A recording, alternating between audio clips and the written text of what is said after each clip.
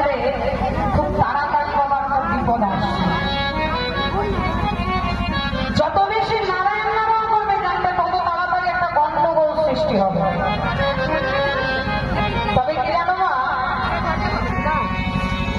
নারদের গন্ডগোল বাঁধানোর মধ্যে কিন্তু জগতে কখনো অনিষ্ট হয়নি।